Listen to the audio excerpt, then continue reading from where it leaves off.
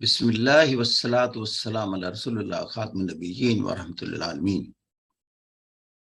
ایک موضوع ہے یا ایک لفظ ہے، آپ نے سنا ہے، مکافات عمل، کہ ہم جو کچھ کرتے ہیں اسی طرح کی چیزیں ریٹرن ہوتی ہیں۔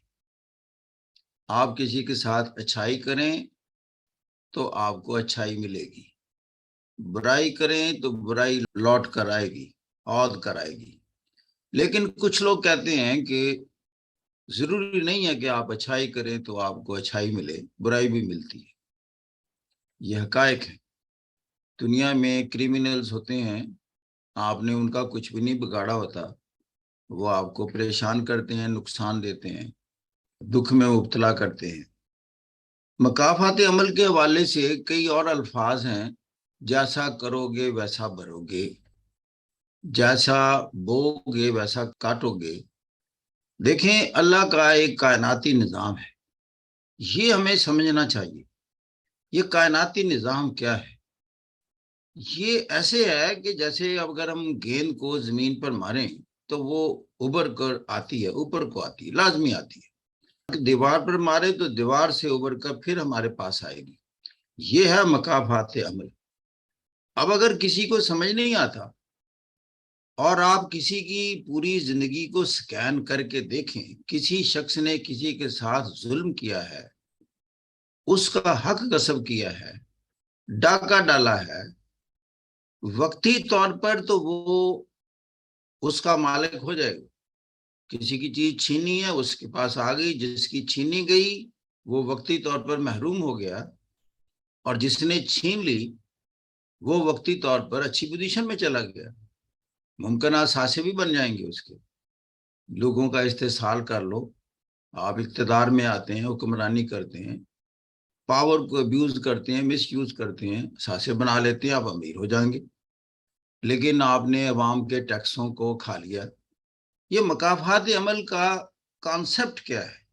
مکافات عمل کا کانسیپٹ یہ ہے، یہ کائناتی اصول ہے کہ آپ کو اس کا صلہ یا اس کا افزانہ یا اس کی سزا یا عذاب اسی دنیا میں ملے گا۔ اس میں دیر ہو سکتی ہے، اندھیر نہیں۔ بے شمار طریقوں سے یہ ریٹرن ہوتا ہے۔ آپ ظلم کر کے دیکھ لیں، یا جن جن لوگوں نے اس دنیا میں ظلم کیے ہیں ان کے انجام اچھے نہیں ہوئے۔ سارا قرآن مجید اسی چیز سے بھرا ہوا ہے کہ ظالموں کی ایک داستان ہے، لیکن تمام ظالموں کا انجام بہت برا بتایا گیا ہے۔ سارے قرآن میں، قوم عاد ہو، قوم سمود ہو، قوم لوط ہو، حضرت صالح کی قوم ہو، یا حضور صلی اللہ علیہ وسلم کے دور میں کفار مکہ ہو، انجام کیا ہوا؟ مفتوح ہو گئے اور مسلمان غالب ہو گئے۔ جن کو ان کے گھروں سے اور شہر سے نکالا تھا، مکے سے، وہی ان پر آتے ہیں اور غالب ہو جاتے ہیں اور وہ حاکم ہو جاتے ہیں۔ یہ جو وہاں سے نکالے گئے تھے حکمران بن کر داخل ہوتے ہیں۔ مکافات عمل ہے۔ مکے کے لوگ ذلیل ہو گئے، رسوا ہو گئے، مفتوح ہو گئے۔ تو چیز یہ ہے کہ اب کیا کیا جائے؟ دیکھیں، خطائیں ہو جاتی ہیں، ظلم ہو جاتے ہیں، گناہ ہو جاتے ہیں۔ اگر بچنا ہے مکافات عمل سے، کیونکہ وہ لوٹ کر آنا ہے، یہ میں آپ کو پکی بات بتاتا ہوں۔ نہیں یقین تو کچھ لوگوں کی سوانح حیات پڑھ لیں، اپنے ارد گرد لوگوں کو دیکھ لیں، بڑے بڑے امیر، بڑے بڑے دولت مند ہو جائیں گے، پائی پائی کے محتاج بھی ہوتے دنیا نے دیکھے ہیں، کیونکہ انہوں نے استحصال کیا ہوتا ہے، لوٹا ہوتا ہے لوگوں کو، ان کے حقوق غصب کیے ہوتے ہیں، پائی پائی کے محتاج ہو جاتے ہیں، ایسی ایسی بیماریوں میں مبتلا ہو جاتے ہیں کہ جو اثاثے اکٹھے کیے ہیں وہ اثاثے ان کے کسی کام ہی نہیں آ رہے ہوتے۔ نہ پیسے سے علاج ہو رہا ہوتا ہے، ممکن ہوتا ہے، اور نہ ان کی کوئی زندگی بڑھا سکتا ہے، نہ بیماری کو دور کر سکتا ہے۔ 6-7 ڈاکٹرز کی ٹیمیں ہر وقت ان کے پاس بیٹھی رہتی ہیں، اس لیے کہ وہ افورڈ کر سکتے ہیں، لیکن بیماریاں ہیں کہ ٹھیک ہونے کا نام نہیں لیتی۔ بادشاہوں کو ذلیل و رسوا کر کے رکھ دیتا ہے۔ یہ مقافات عمل میں بتاتا ہوں. تاریخی نقطہ نظر سے دیکھ لیں تو چند ایک مثالیں جو جہاں میرے رونگٹے کھڑے ہو جاتے ہیں کہ بہت بڑے طاقتور کو جب وہ گداگر اور کمزور کی حیثیت تک لے جاتا ہے، آپ بھی ان سے خوش قسمت ہوتے ہیں، عام لوگ آپ جیسے. رضا شاہ پہلوی جو ہے اس کا انجام میرے سامنے ہے. وہ بادشاہ نہیں، خود کو شہنشاہ کہتا تھا، شہنشاہ ایران. جی اس میں کوئی شبہ نہیں کہ وہ ایران کی ایک طاقتور ہستی تھی. اللہ اصل میں ثابت کرتا ہے نا کہ دنیا کے طاقتور ترین لوگ جو ہیں کیسے میں ان کو کمزور کر دیتا ہوں. آپ اندازہ کریں کہ امریکہ کے ساتھ تھا وہ، امریکہ اس کے ساتھ تھا. جب یہ امام خمینی آئے تو یہ وہاں سے فلائی کر کے امریکہ چلا گیا کہ میں محفوظ ہوں، کیونکہ میں نے ساری عمر امریکہ کی نیشنل انٹرسٹ کو سرو کیا، اس کے ساتھ دوستی کی، اس کی باتیں مانی، اور دنیا کی وہ سپر پاور ہے. جو تحریک ایران میں اٹھی تھی اتنی سٹرونگ تھی، اس کے اتنے امپیکٹس تھے، اتنی طاقت پکڑ گئی کہ خود امریکہ کی ایمبیسی کے جتنے ملازمین تھے انہوں نے بہت لمبے عرصے تک قید کر لی، اور سپر پاور بھی ان کو وہاں سے چھڑا نہیں سکی. اور انہوں نے کہہ دیا کہ شہنشاہ ایران کو بھی ہم پیچھا کریں گے امریکہ کے اندر، امریکہ وہاں سے نکال دے. کا اندازہ کرو، یہی سپر پاور ڈر گئی اور شہنشاہ ایران کو امریکہ سے نکال دیا، اور اس کی بیگم فرح پہلوی کو 7 جزائر تھے وہاں بھیج دیا. یہ انقلاب ایسا انقلاب تھا ایران کا، انہوں نے کہا کہ وہاں بھی وہ غیر محفوظ ہے، ہم وہاں بھی پہنچ جائیں گے، لہذا وہاں سے بھی اس کو نکال دیا گیا. اس دوران وہ سخت بیمار ہو گیا.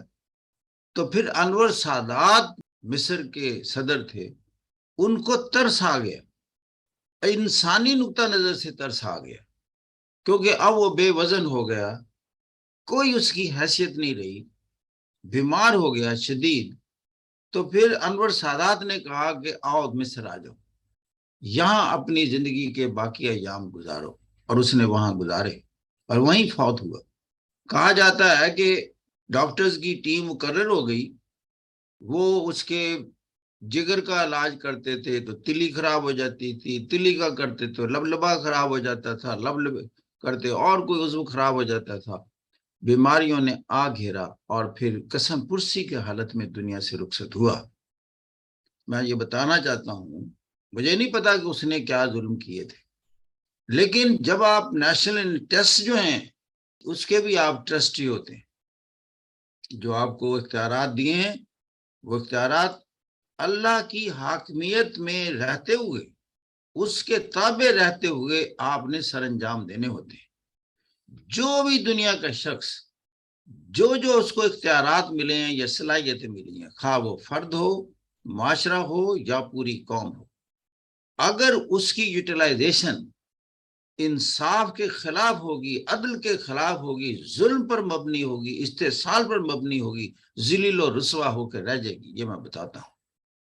دنیا میں اس وقت سب سے جو اللہ کے قریب کہا جا سکتا ہے، جن کو لوگ ہیں، معاشرے ہیں یا ممالک ہیں، وہ اسلامی ممالک ہی ہو سکتے ہیں، کیونکہ سارے کلمہ گو ہیں. ذلیل و رسوا کیوں ہیں؟ محکوم کیوں ہیں؟ ایجادات سے محروم کیوں ہیں؟ غور کیا آپ نے؟ یہ مقافات عمل ہے. رسوا اس لیے ہوئے، نام اللہ کا لیتے ہیں، نام رسول کا لیتے ہیں، قرآن مجید کو دنیا کی سب سے بڑی کتاب اور سب سے مقدس کتاب سمجھتے ہیں، اعمال سارے اس کے برعکس ہیں. تو مقافات عمل کیا ہوتے ہیں؟ رسوائی ان کا مقدر ہے. رول آف لا نام کی چیز نہیں ہے.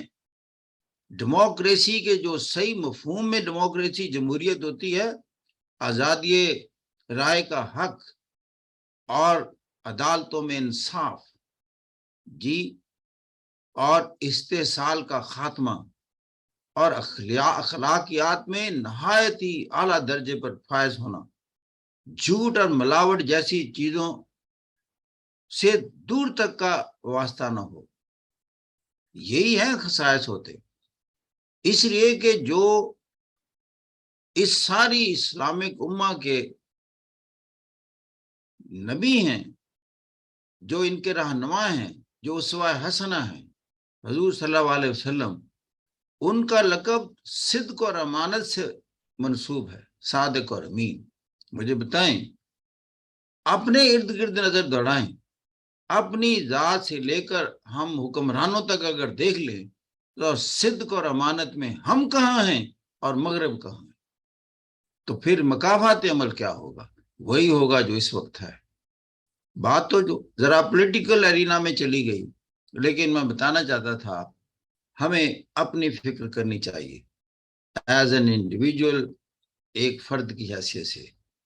بزرگ کہتے ہیں کہ اگر کسی کو احساس ہو جائے کبھی کہ اس نے زندگی میں کسی کا استحصال کیا ہے، ظلم کیا ہے، حق غصب کیا ہے، جی، یا زبان سے ایسے الفاظ ادا ہو گئے ہیں جس سے کسی کی عزت نفس مجروح ہوئی ہے، کسی کا دل دکھا ہے، کوئی والدین کے حقوق پورے نہیں کر سکا، یا احترام میں ان کو ایک مقام پر نہیں رکھ سکا، تو اپنے آپ کو کہتے ہیں لعنت ملامت کر لے اسی دنیا میں، اپنے آپ کو بے شک پیٹ لے، اپنے منہ پر تھپڑ لگا لے، مکافات عمل سے بچنے کے لیے روئے گڑ گڑائے۔